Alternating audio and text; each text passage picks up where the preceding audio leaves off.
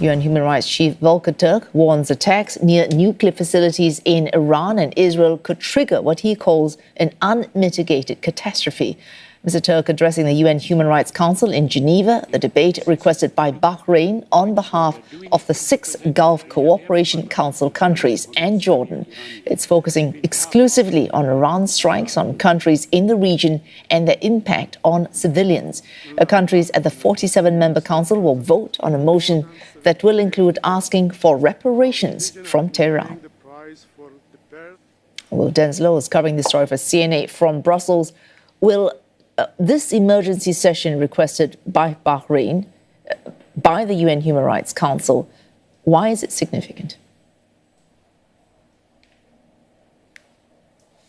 Well, certainly an opportunity to really air these grievances and for the top world body to examine them in detail. Really an opportunity for Iran as well to have the opportunity to be in the same room as these fellow countries in the region, and of course with players including the United States as well to answer to these accusations. And as you might expect, there has been a sharp war of words during this session. We've heard from Gulf powers describing Iran's actions as designed to spread terror, also saying that it posed an existential threat. We've heard from the Human Rights Chief Volker Türk saying that they might constitute war crimes, and when it comes to the wider conflict, urging a peaceful resolution, saying it is extremely dangerous as well as unpredictable.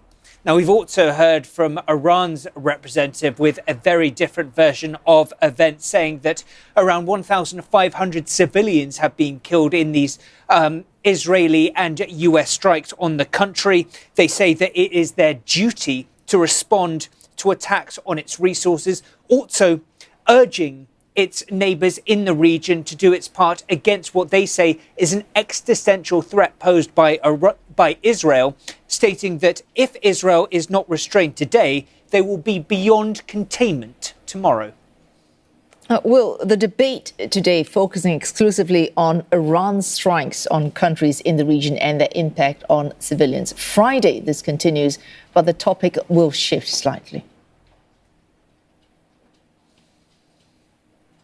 That's absolutely right. It is the time perhaps for Iran to be on the front foot, at least to set the tone of the agenda for Friday's meeting. Now, it is a meeting that was called for by Tehran as well as by China and Cuba.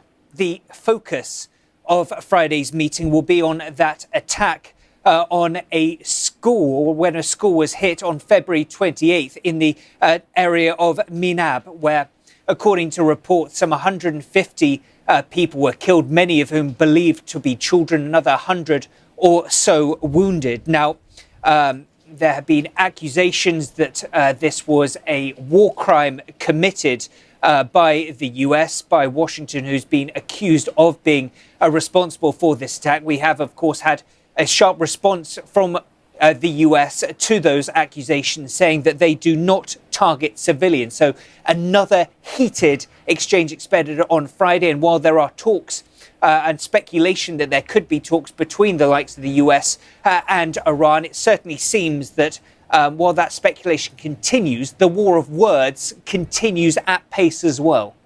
Oh, thanks. Will Denselow, they're covering this story for CNA from Brussels.